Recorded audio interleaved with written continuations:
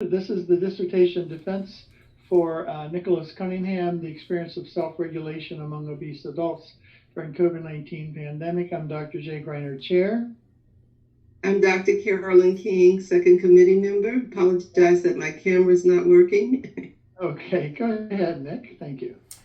Okay, so hello, my name is Nicholas Cunningham, and I'm in a PhD health psychology program here at Walden University. Today is April 3rd, 2024, and I will be presenting my final dissertation defense for my study titled The Experience of Self-Regulation Amongst Obese Adults During the COVID-19 Pandemic. Slide 2, please. Now, the background of this study starts with obesity being recognized as a disease in 2013 by the American Medical Association. And obesity is a medical health condition that poses a serious health risk and can lead to additional health complications. Now, obesity occurs when a person's weight is higher than expected for their height, otherwise known as the body mass index, or BMI, if you will. BMI is a screening method used to determine one's weight category. So you can determine a person's BMI by simply dividing their weight in kilograms by the height in meters squared. Now, according to literature and specific articles from the Center for Disease Control and Prevention, adults and children are affected by obesity. Therefore, it is important to address these issues during the early stages and the first signs of obesity.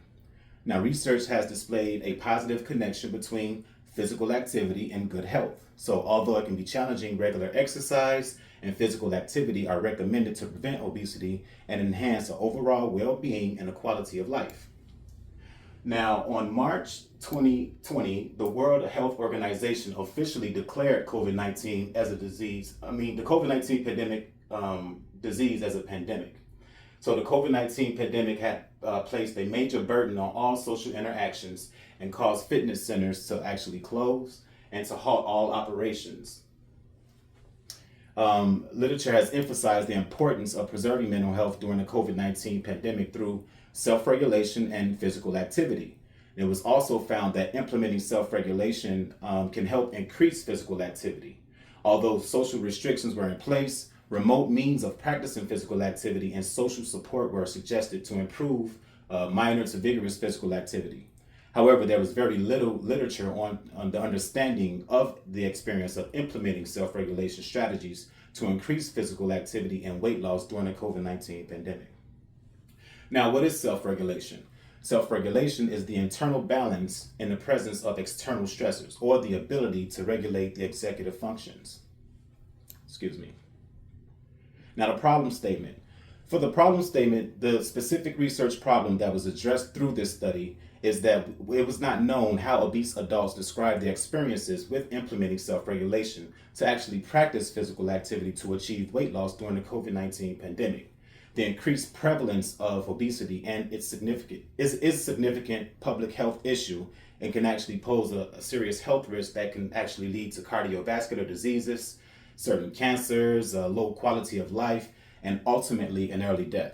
So despite ongoing studies and research indicating a positive connection between self-regulation and physical activity, this study was actually needed to obtain an understanding of the role of self-regulation in obese adults to increase physical activity and weight loss during the COVID-19 pandemic. The purpose statement. So the purpose of this qualitative study was to understand the experience of self-regulation as a strategy to increase physical activity and weight loss amongst obese adults during the COVID-19 pandemic. The study also sought to understand the lived experience of individuals who achieved weight loss during the COVID-19 pandemic and to actually understand the challenges faced and the strategies used to apply self-regulation and implement physical activity. Slide 3, please. So for the research questions that were actually used to guide this study to understand the experience of self-regulation among obese adults during the COVID-19 were: question number 1. What is the experience of obese people with self-regulation of body weight during the COVID-19 pandemic? And question number 2, what are self-regulation strategies obese people use to practice physical activity during the COVID-19 pandemic? Slide 4, please. For the participants and sample size, primary data was actually provided by the participants with an original response during a questionnaire and a semi-structured interviews.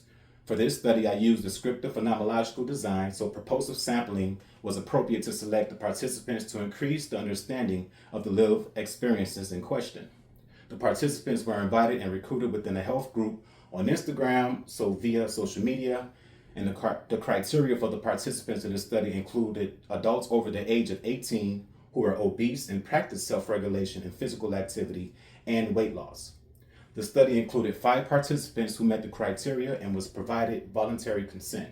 Slide 5, please. So for the results, the first data collection for this study was the demographic questionnaire through Google Forms.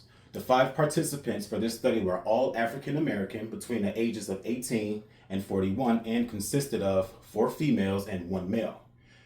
The mixture of relationship statuses and educational levels between the participants were different, ranging from single to divorce and a high school diploma all the way up into a master's degree. Slide 6, please. The second data collection method consisted of semi-structured interviews, and which were conducted through Zoom and were audio recorded.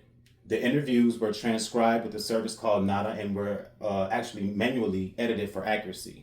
The participants confirmed their transcriptions by member checking via email. Next, the data was actually inductively analyzed using Saldanha's descriptive coding method.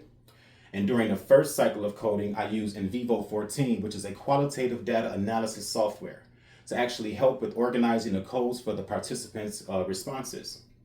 Each transcript was actually uploaded into Nada, and after reading the responses and the transcripts, I manually assigned a code or word phrase or code that summarized the responses. And then after going through each response of each participant, I generated 29 codes. So taking the research question into consideration, out of the 29 codes, 14 codes were related to the research question, number 1, and 15 codes were related to research question number 2, which you can see here in the image. So after reviewing the responses for a second time, I did not generate any new codes, and I moved on to the second cycle of coding. Slide number 7, please. So during the second cycle of coding, I used Microsoft Word to manually generate categories from the 29 codes. I exported the code table that was generated into NVivo 14 into a Word document and combined them into categories in a separate table using interpretive thematic analysis process. So I was basically looking for a pattern in the codes that made them cohesive enough to combine them into the same category, as you can see here in the image. So after analyzing the codes, I generated 6 categories, with 3 being related to question number 1 and 3 being related to question number 2. Slide 9, please. Research question number 1 was, what is the experience of obese people with self-regulation of body weight during the COVID-19 pandemic? And this research question aligns with theme 1, increasing awareness to overcome obesity, as each participant described their experiences of self-regulating their body weight in some form of self-awareness and motivation. The participants actually expressed their beliefs on health and well-being as challenges, and the challenges as well with physical activity.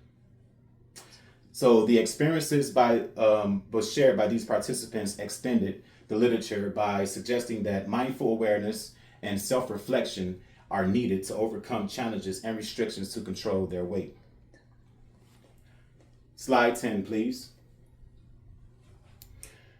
So research question number 2 was, what are self-regulation strategies obese people use to practice physical activity during the COVID-19 pandemic? This question actually aligns with the results of theme 2. This question actually aligns with the results of theme 2, which is implementing strategies to increase physical activity. Now, once the participants became aware of that change was actually needed, they became motivated to increase their levels of physical activity. The findings within this theme was a result of the participants describing their physical activity goals, the type of workouts they were actually able to perform at home versus in the gym, and the importance of commitment to maintain behavior change and develop healthy habits. Now, although each participant had different experiences with implementing physical activity, positive self-talk was a fundamental strategy that they each used to encourage action. Additionally, in comparison to the literature, the participants confirmed that a 30-minute workout is the bare minimum length of workout time needed to achieve results. Social support encouraged them to sustain physical activity, and that commitment is actually needed to implement positive behavioral change. Slide 11, please. So the concept that actually grounds this study relates to self-regulation of physical activity. It was actually shown that to alter unhealthy behaviors and boost physical activity, self-regulation is an essential tactic. According to research, exercising consistently requires self-regulation abilities before controlling one's eating to lose weight. The conceptual framework's description of self-regulation techniques implies that to practice self-regulation, you must first establish objectives and track your progress to make sure that you stay on course to meet them. So when practicing self-regulation of physical activity, it is also important to learn how to counteract negative thoughts and actually create plans to keep from reverting to harmful habits. I think I said that right. All right, slide 12, please. So although a small sample size tends to be the normal in qualitative research, the small sample size is the first of limitations of this study, actually. So while qualitative studies do not aim for generalization, the small sample size of the study included 5 African American participants ranging from the age of 18 to 41. In addition, there were actually 1 male and 4 female participants. Therefore, it may not be suitable to contextualize the results in other topic areas due to the sample size and the participant characteristics or general concepts, if you will. Another constraint is that this study does not account for obese people with critical medical issues or severe obesity. These adults with obesity may find it more difficult to exercise or have restrictions on actually how much physical activity they can perform, which would require a more in-depth analysis. So the last restriction of this study was using self-regulation techniques to regulate weight and physical activity, since the data was only pretty much gathered just once. Slide 13, please. So recommendations for future research. This study contributes to the understanding of self-regulation of obese adults with self-regulating their body weight and self-regulation techniques they had used to engage in physical activity during the COVID-19 epidemic. Still, there are gaps that must be filled. This study might be expanded in the future by including a bigger sample size with a more balanced distribution of males and females across various ethnic groups. According to the findings of the study, 1 participant was actually able to purchase a treadmill and other workout equipment and to use pretty much at home. So future studies may examine the conditions that allow one individual to work out at home more successfully than the other. Furthermore, this study may be expanded to obtain the experience of individuals with extreme obesity through additional research. Although the data for this study was collected just once, further research that extends the data collection period will provide a deeper understanding of how long-term experiences of using self-regulation to control weight and enhance physical activity. Slide 14, please. This study has the potential to influence constructive change, social change, by stimulating the creation of intervention initiatives. So these programs must be created with the goal of raising awareness and fostering the development of self-regulation abilities that will motivate individuals facing obesity to engage in self-regulation techniques that will prompt physical activity. So once a person reaches a desired healthy weight, physical exercise and behavior modification that should be adopted as a habit to maintain and uphold a normal body weight, reducing the prevalence of obesity and promoting healthy lifestyles and the ultimate implications of this study. So in conclusion, slide 15, So in conclusion, the overall objective of this study was to understand how people with obesity implement physical activity and apply self-regulation to their lifestyles and healthy decision-making, especially during unprecedented times such as COVID-19 pandemic. Now, obesity can be controlled. The infallible amount of research that I've conducted confirms that it takes an unlimited amount of fortitude to achieve greatness. So with this study, I hope to increase awareness and help others build self-regulation skills so that they may increase their quality of life by doing good, looking good, and feeling great. Slide 16. At this time, I would like to thank my committee, Dr. J and Dr. King, for all their feedback and advice and through this whole journey of mine here. And I am open for questions. Okay, thank you, Nick. Thank you so much. Welcome, sir. So, Dr. King, let's proceed with comments, thoughts, suggestions. Dr. King? Okay, can you hear me? Yes, ma'am. My screen has dropped off the computer. I tried to turn the camera on so I can't see that. I don't even have a square anymore. We remember you. Okay, good. Good, Nicholas, that was wonderful. You did a good job. Thank you so much. I really enjoyed your presentation. It was clear, it was well done, and you've done a good job, a good deed for the participants and for this study. It was thoughtful. It was very scholarly, and so I appreciate that. I appreciate you must have done a lot of work here to do that. I have a question. I mean, I just think it was very good. I just have a question.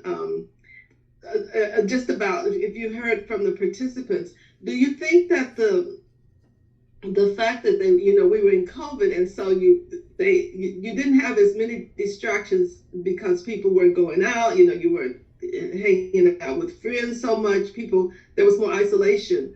Yes. Do you think that actually helped these participants be able to engage in self-reflection, to focus on this Absolutely. this aspect of their life? Do you think the lack of so much activity outside, that's not related to their quest for health, do you think that was actually a help for them to do this? Yes, and that's a great question. Thank you so much for asking that.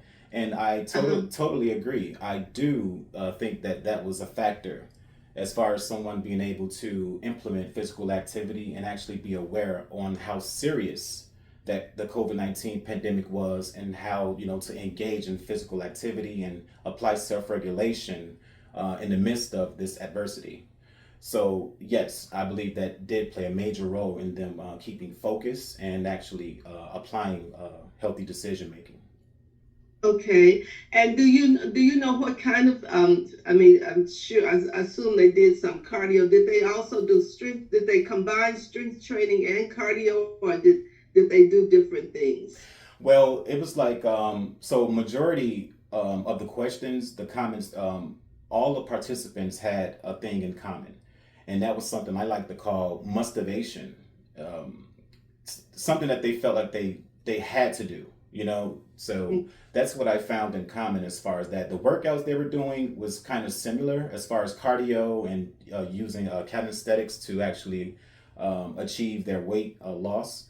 But yes, they were all doing different, unique workouts, but some of them was, actually cohesive and the same.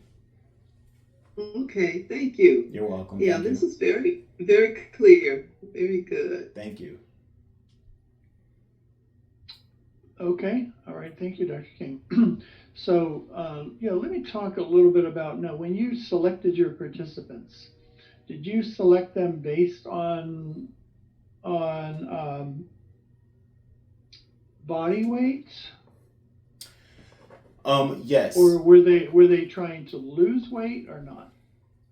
Yes, they were actually trying to lose weight. That's what they all had in common. They actually achieved weight loss and were seeking to lose weight during that time of the pandemic. Okay, but you didn't actually talk to them about where they were in the process of losing weight. That wasn't really part of your study, right? No, not really. So it went from, pretty much them having a goal and actually putting in the diligence to actually achieve it. And, what strategies did they use and what kind of internal methods did they use to actually achieve that or help them get to their desired weight loss and to achieve their goals. Okay. So just tell us for the recording, what are some examples of self-regulation that the participants use? Okay, that's me. I'm sorry. I'm there going she to turn is. that off. Yeah, just I'm mute it. sorry. If you mute it, you'll be fine. Okay.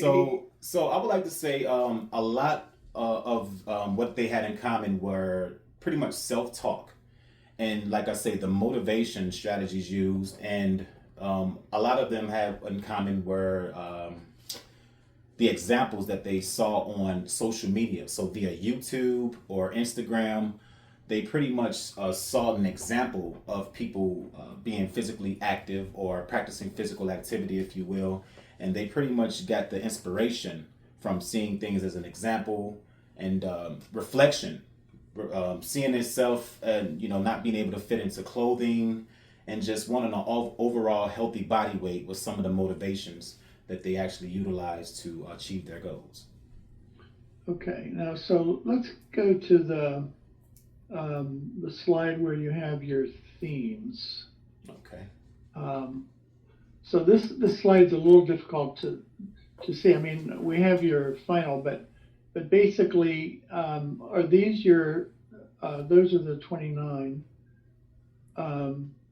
The codes, yeah. So these are your themes, basically. Yes, sir. Okay. And how did awareness of healthy behaviors come up as a theme? Well, What are some examples of that? Okay, so like I said, most of my participants were actually obese and actually lost weight with healthy eating and pretty much implementing healthy eating choices and ultimately healthy decision making. So not just what they were actually putting in their bodies or eating or consuming, but they were actually able to tell me a little bit about healthy choice making in general, as far as everything, as far as eating, as far as what kind of medications they wanted to take, what they were actually listening to during that time, just things of that note, as far as aware that they was overweight, and actually wanted to change it. Right. And then the mustivations, I like that word. I don't think we find it in the dictionary. What are some examples of that? So telling self-talk and like making no excuses on reaching your goals. It's just like now or never, an example of that. Like I say, great fortitude and just a lot of discipline and diligence and the motivation and the momentum to the third power they were utilizing to actually get there. So pretty much one lady, she actually explained how daycare and watching her children and stuff was a problem, but she actually went head forward with that because she, set her down in the corner and was able to work out while watching her own children.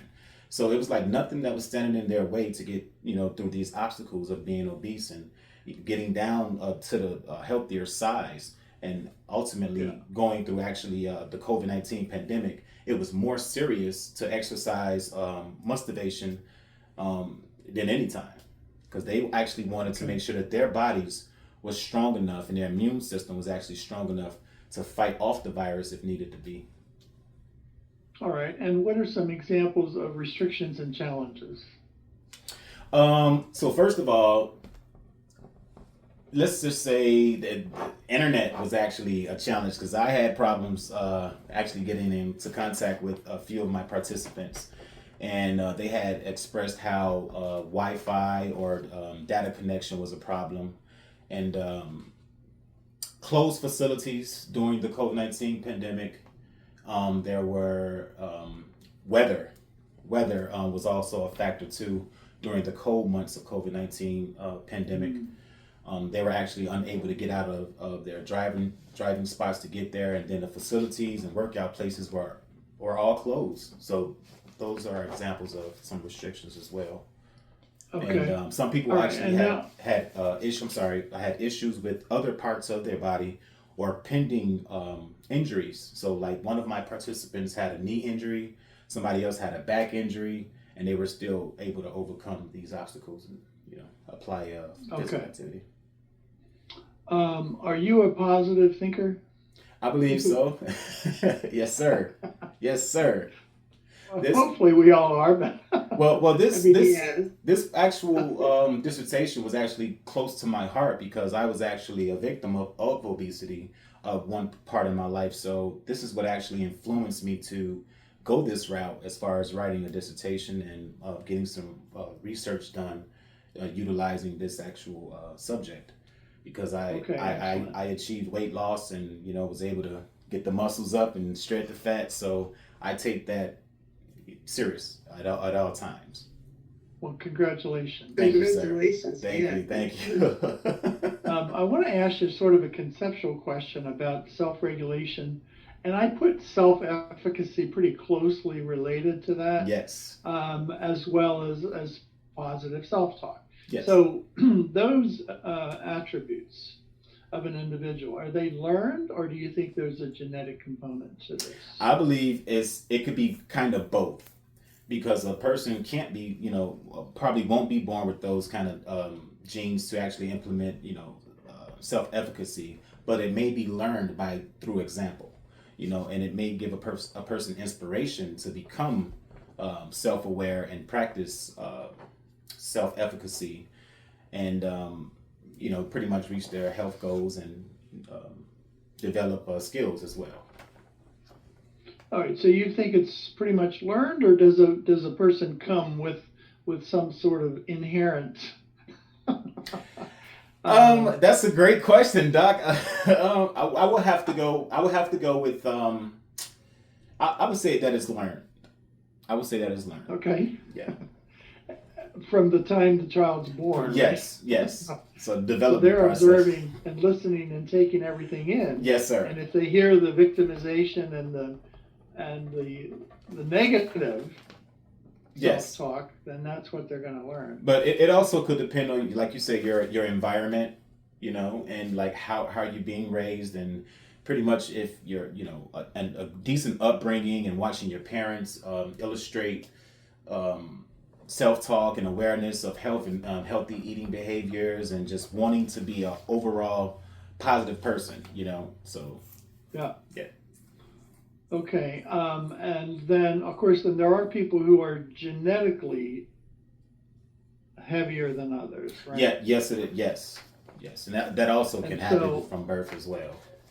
Yeah, and so is that? Do you think? I don't know. What do you work in this area, or is this just a personal interest area? Well, I'm actually a health coach, so I do have a health channel on Instagram. Oh my titled, gosh, we gotta really? I'll be right yes, down. yes, it is. We gotta get on board. Yes. So what is it? It is Dr. NC spacebar PhD spacebar health psychology. Okay. Mm-hmm. All right. Well, you're actually soon going to be a PhD. Yes. Yeah. Yes, sir. Got to speak it into existence. So. All right, and that's a YouTube channel, you said? Instagram, sir. Oh, Instagram. Yes. Okay, I'm going to check it out today. Oh, okay. Come on now. All right. Okay. Now, having worked with eating disorders and other research, we have families, right? Yes, sir. So fat is not a negative. When I use the word fat, I'm not using it in a negative way. Absolutely. But there are fat families, there are thin families, and how do you, from your experience or maybe from your study, what recommendation do you have to get social support when the rest of the family is doing something different than what you would like to do? Okay, well, that's a great question as well. And so what I will recommend is social media. Social media plays a strong role in setting examples of physical activity and actually show the progress of a person that was obese and that actually lost weight because of self-efficacy, self-reflection, and pretty much self-regulation. So I believe that support groups also exist. That's something, a resource you can tap into. as far as like if the family, you're not getting that support system from your family. So there are alternatives to turn to when you're trying to actually reach a certain goal. Okay. Um, and I wrote down here, what's the last part of your Instagram? Is it Dr. NC What? Yes, it's Dr. Health, MC PhD Health Psychology. health psychology. Okay. Yes, sir. All right. Well, Dr. King and I will go on board Come, and come on. learn what we can. Let's Yes, go. yes. I'm struggling down here for a lot of reasons. What I want to know is how did the people keep it off? Did they maintain those changes? Because that's the Great big question. deal. People lose weight and gain weight. Lose weight and gain Great question. So I can remember vividly 3 of my participants, which was the youngest member, which was a male, and 2 females, were actually able to keep off the weight and practice physical activity diligently, ongoing. So the other 2, I remember she said that she actually gained weight. We laughed about it. We had a great time. It was a fun and really professional interview. But she actually told me that she did not keep off and actually picked up bad habits. So that's another thing that can be coattailed off as far as some more research or future scholars to come to, piggyback off those subjects. Yeah. Nick, in your study, did you talk about self-regulation in terms of eating? And is it the same? Is it one and the same issue?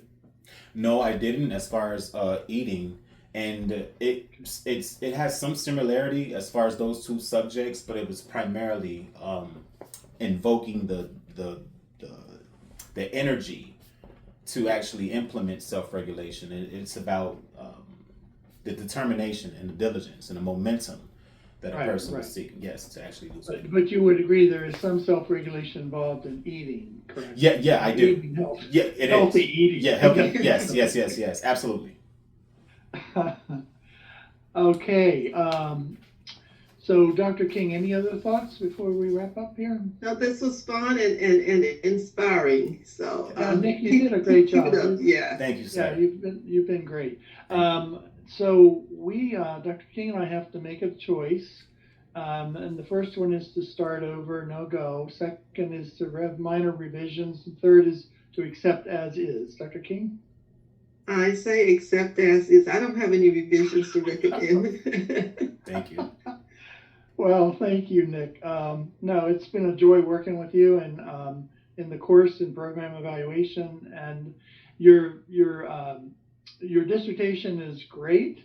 I would say what we need to do next is approve this, and I'll do that in task stream. So congratulations, Nick. Thank you so much. Congratulations. Thank you. Yeah. Thank you. So what'll happen now is this will go to, so did you do form and style changes? Yes. All right. And so you have your final dissertation with all those changes? I do, sir. All right.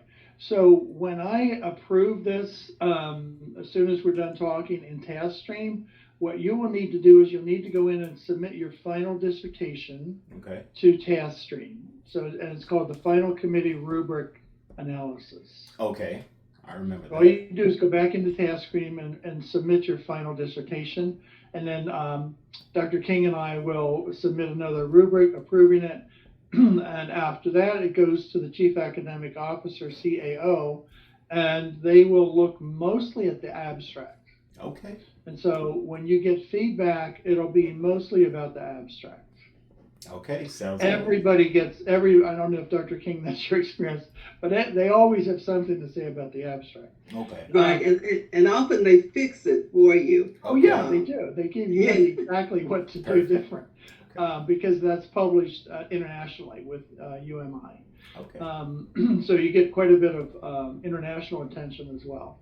So congratulations. I think it was well designed, well implemented, Thank you so and well much. carried out. Thank you. And well reported. So at this point then, we'll wrap it up for today. I'll do what I need to do in task stream, and sometime in the next several hours, just go in and submit your final dissertation, And then you and I, let's just talk next week just to check in. All right, sounds good. Thank you, Dr. All right, J. thank you, Dr. Dr. King. King. Thank you guys so much. You, Thank and you. I'll see you on Instagram. I'll look Yes, you ma'am. up. All right, can't wait All to right. see you there. All right. Okay, bye-bye. Bye. Enjoy. Bye-bye. Thanks. Dr. Cunningham. Yeah, let's go.